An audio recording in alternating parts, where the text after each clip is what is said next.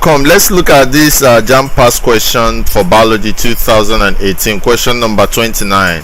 What is the function of the contractile vacuole in Paramecium? A. Produces enzymes. B. Gets rid of excreta. C. Stores and digests food.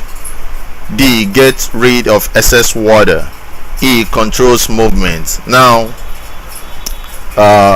we already know from our knowledge of the excretory systems and mechanism.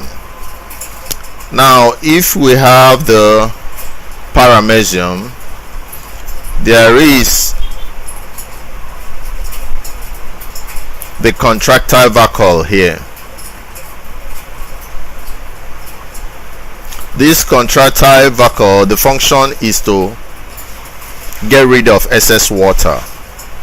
That's what it does. It gets rid of excess water. That's the work of the contractile vacuole. So it's one of the parts of the Paramecium, and the function is to get rid of excess water. So D is the correct answer to this.